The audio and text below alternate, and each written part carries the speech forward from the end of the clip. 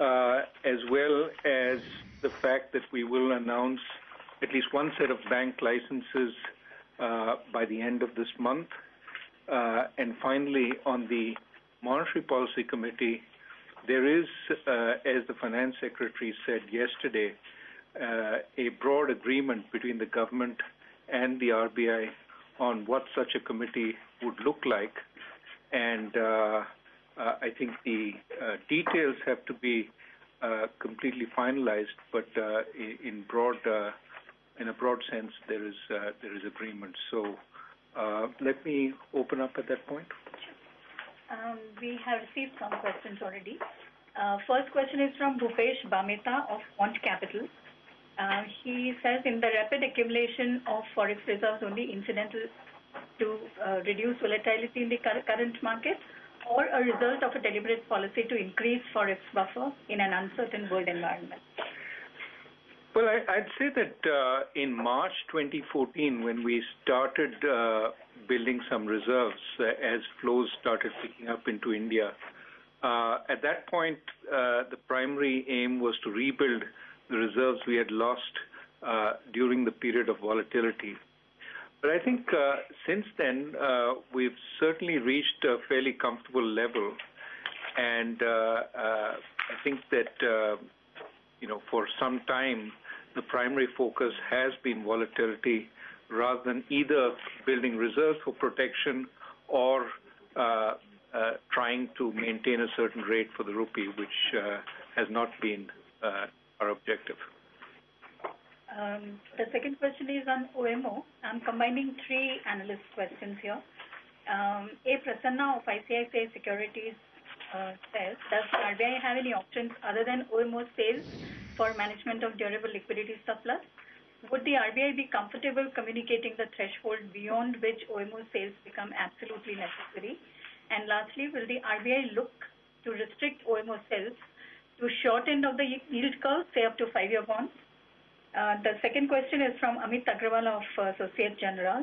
The RBI is slow on OMO bond sales and liquidity is being withdrawn mostly using 3-day to 7-day reverse repo instruments. Isn't it a good idea to push 14-day or 30-day reverse repo instrument at this stage for balanced markets involving longer-term liquidity? And the third one on OMO is from Vinod Harish of Wealth Advisors. Given that GDP deflator has been negative and nominal growth in GDP at 7 to 8%, is the central bank's open market sales purely to manage liquidity, or is it to be seen in the context of the extent of money supply growth that the central bank would desire in the current context, where it sees the possibility of increase in FX assets resulting in a higher than desired level of reserve money? Okay. Perhaps I can just give you a sense of how we look at this, and then maybe Dr. Patel wants to add to that. Every year we have a sense of what kind of GDP growth as well as inflation is likely to be over the course of the year, which then tells us how much permanent liquidity we want to infuse into the market. Think of permanent liquidity as essentially from the asset side of the government, of the RBI's balance sheet, the increase in net foreign assets plus net domestic assets that we want to allow for the year, given the need to increase cash holdings as well as reserves of banks.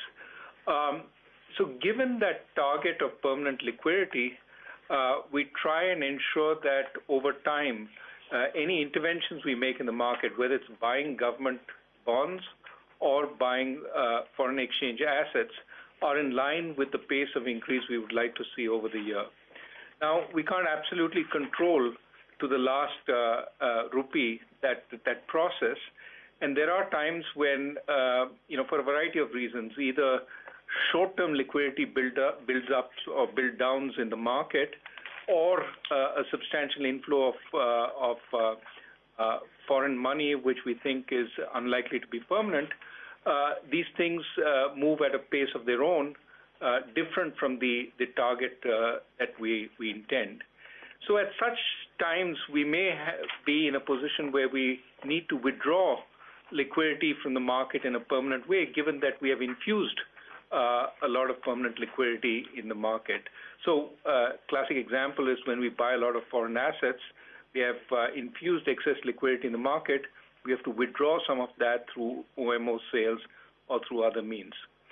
Now, what thresholds we have, etc., depend to some extent on how we see the next few months and whether we see more, for example, inflows coming in that we will have to buy and sterilize, or we think that there's going to be a lull for some time, in which point our domestic assets, our asset side may grow at a slower pace and allow us to eventually absorb the liquidity that we've infused into the market. So that sort of sense of what will happen to the liquidity situation over the next 3-4 months then determines what actions we take to withdraw that liquidity, whether it's through temporary means or through more permanent means. Clearly, OMO sales are part of our set of policy tools. We prefer to use those OMO sales when there's not as much clamor for borrowing from the government, but sometimes you don't really have a choice, and we have to do it. On the term repos, we would like to use longer-term reverse repos, but the market appetite for them has not been significant. Now, one of the possibilities is that rehypothecation may be required in order to make it more attractive. If you're locked into a 30-day reverse repo and suddenly you need to sell out of that, it may be that rehypothecation would allow that possibility. So we need to think about that, and we are examining possibilities for rehypothecation. I think I've broadly answered the 3 questions, but if Urjit wants to add anything? No, I think all the 3 points have been addressed. Just to underscore what the governor said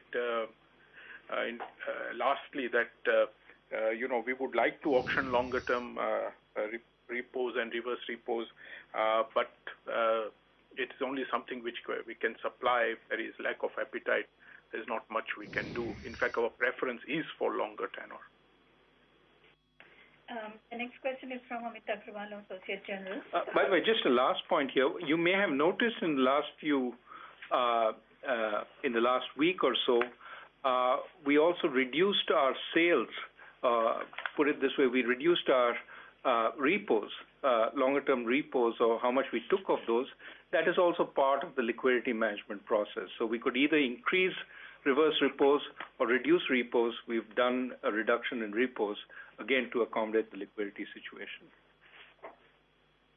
This question is about corporate forex hedging data.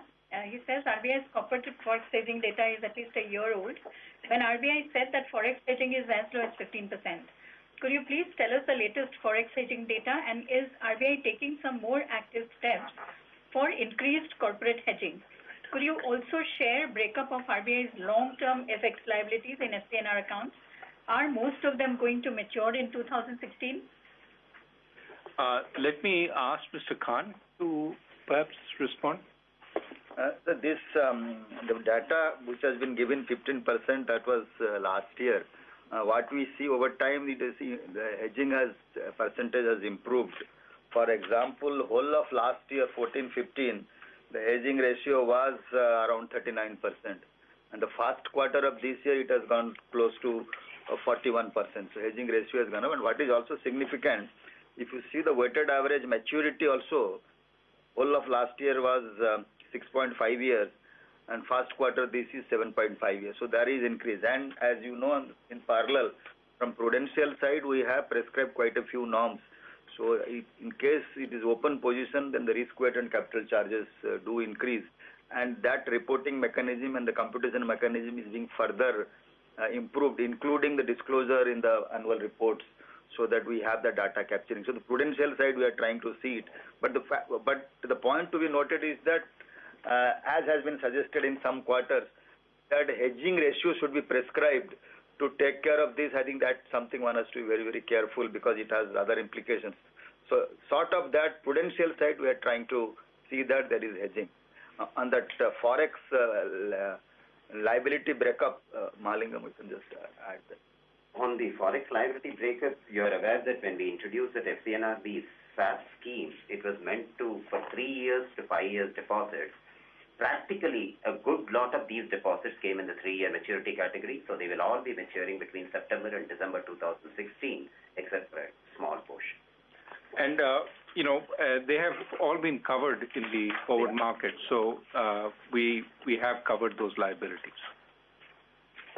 Next question from Betsy Kuriakos, Principal Mutual Fund. Given the sharp fall in fee. All right,